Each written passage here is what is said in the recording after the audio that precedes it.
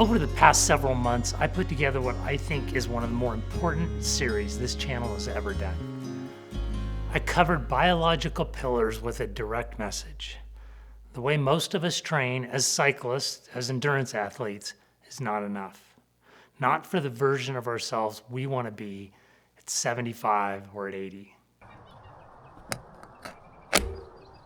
So here's what we're going to do today. I'm going to show you the 4 most important points from each video that I personally cannot unknow and that seem to resonate most with the viewers. The 4 findings that really impact our training the most. If you've seen the 4 pillars, this should help put it all in perspective. If you haven't, this version's for you. The first reserve is the one that's the least obvious. Most of us ride for our heart, our legs, our weight. Few of us think about what happens to the brain. But it turns out every hard effort you've ever done was also working on this. When you push through a hard interval, your muscles act as an endocrine organ, releasing a specific protein called Erickson. This is the messenger that tells your brain it's time to upgrade the hardware. Erickson crosses the blood-brain barrier and flips a switch stimulating production of BDNF, brain-derived neurotrophic factor. Think of BDNF as a fertilizer for your neurons. We've talked about this on this channel before. It prevents cell death, and more importantly, it triggers the birth of brand new neurons in the hippocampus. When I first saw the research, I had to think about it a bit.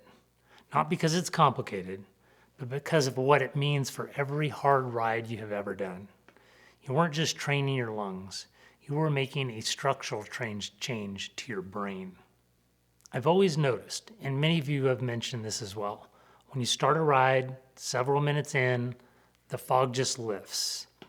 Your brain starts to come up with ideas, creative ones, technical ones.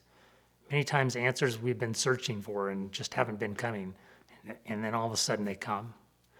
Turns out this is a scientifically backed benefit we get from our rides. The second thing I want to cover is related to what I found out about myself personally. A few years ago, a routine test came back with a very surprising result for me. Significant calcium buildup in a major heart artery, the lower left descending, what they call the Widowmaker. It forced me to dig deep into the actual science of what's going on in our hearts as active athletes, as we ride, as we compete, and as we age. 5 healthy 20-year-old men were placed on complete bed rest for 3 weeks, simulating a very sedentary lifestyle. The result?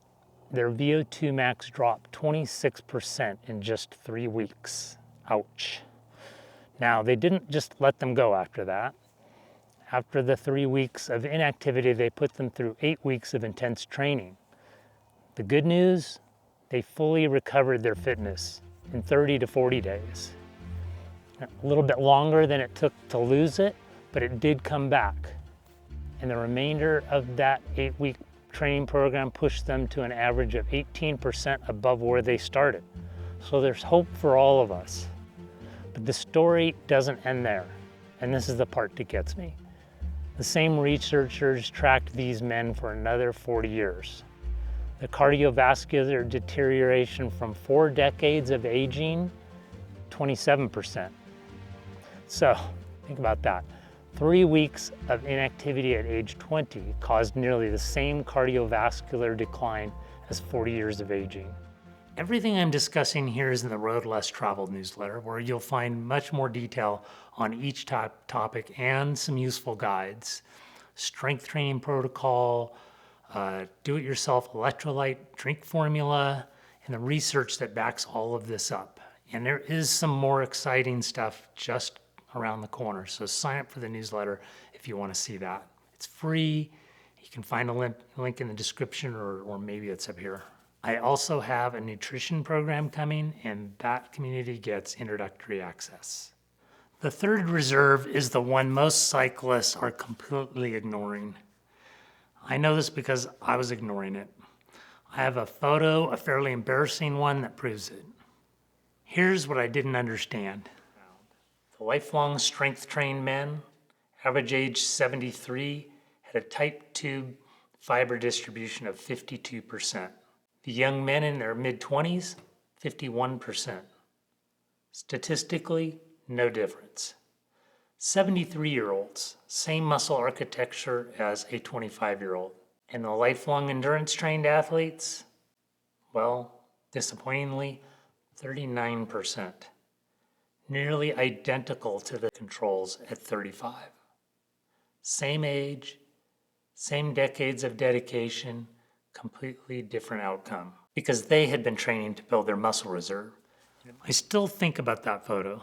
I was 58, my cardiovascular numbers were solid, but my body above the waist told a completely different story. For me personally, I had to accept that I would not be riding every day, which was something I was in the habit of doing for a long time, and that my cycling performance might suffer as a result of it. But now I know how much it's doing for my future self. I feel really good about the change. Now, the fourth reserve, this is the driver behind all others. Every time I complete a big workout, I make the same thing, a protein shake. This may not seem like a big deal, but it turns out this simple habit beats a choice that many athletes make, and quite frankly, one I made for years. A few months ago, I published a video on the 5 worst foods for aging athletes. The response was extraordinary, but the comment section on one specific topic made me take a close look at myself. Hundreds of you wrote in to say that you had cut back on alcohol or stopped completely. I read every one of those comments, and they pushed me towards a decision I had been avoiding. I was in the middle of a dry January at the time, so I extended it indefinitely. I've not had alcohol since, and I don't plan to go back. Now that I understand what alcohol was doing to my body, my mitochondria specifically, it's the easiest commitment I've ever kept. Studies have shown that even 2 or 3 drinks in the hours after hard exercise can reduce muscle protein synthesis by up to 37%. I decided I can't afford to lose any anti-aging advantage my body is giving me, so I stopped. Those are the 4, but they aren't 4 items on a checklist. They form one loop, a single self-reinforcing biological system. Your cardiovascular system delivers oxygen, your mitochondria convert that oxygen into cellular energy, your muscles consume that energy and send a demand signal back to the system. And the brain orchestrates all of it. Without it, every training signal you generated during the day is only partially beneficial. The prep work has been done, but it has yet to be locked into your body. If this video and this series was useful and you're not subscribed to the channel or the newsletter, this is what you'll get if you do. Every video on this channel is built on the same foundation. Peer-reviewed science translated directly into what it means for your body, your training, and the decades ahead. I focus all my energy on what I hope brings direct meaning to your long-term health. The biology doesn't care how old you are when you start.